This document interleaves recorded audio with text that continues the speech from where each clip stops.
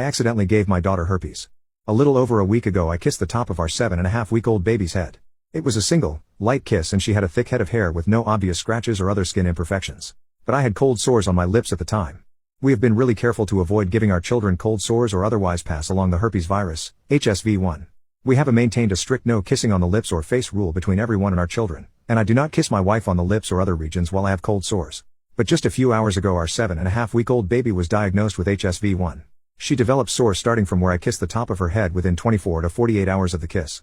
We weren't sure what the sores were initially, so we brought her to a walk-in medical clinic for assessment. They took a swab sample for testing and provided a prescription for topical, skin-applied, antibiotics while suggesting the sores could be due to a bacterial infection. But after 48 hours the sores were continuing to grow and spread across the top of her head. So we phoned the clinic and our family doctor, but they still had no test results.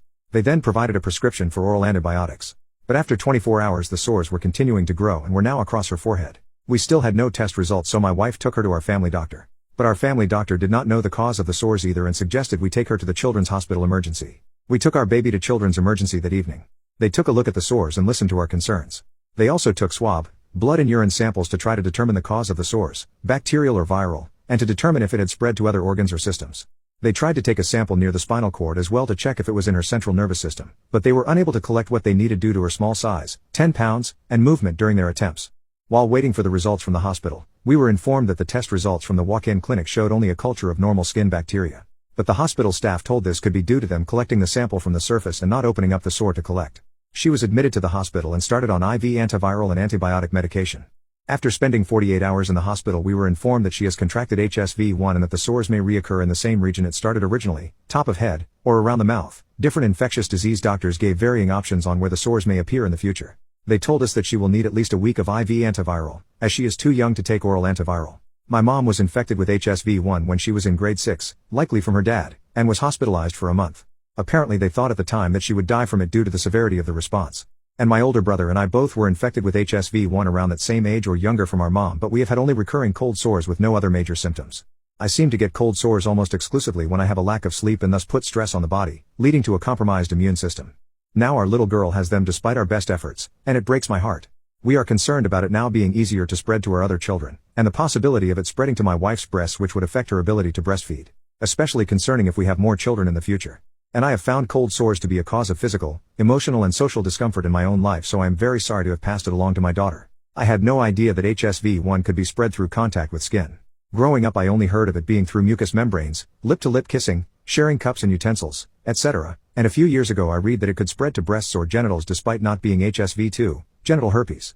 Looking it up online now, I am seeing that they suggest not kissing babies under 28 days to avoid causing neonatal herpes. But what I was reading did not make it clear that kissing any part of the baby could spread the virus.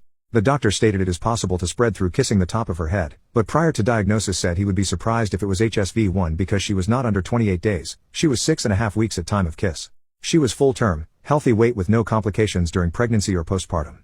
According to the info I found online, herpes on an infant or child can have life-changing consequences aside from the sores, such as blindness and brain damage, and can often be fatal. Apparently the majority of the general population likely has herpes, but a lot of people are asymptomatic, have never had any cold sores.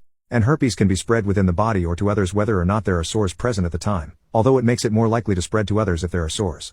My wife informed of a case, there is at least one article online from 2008 regarding it, where herpes had spread to an infant and they were hospitalized. But a week after the infant's sores were no longer present, the baby died due to the virus spreading within the body. So I am sitting here in the hospital full of regret over that single kiss, and hoping that she is able to make a full recovery.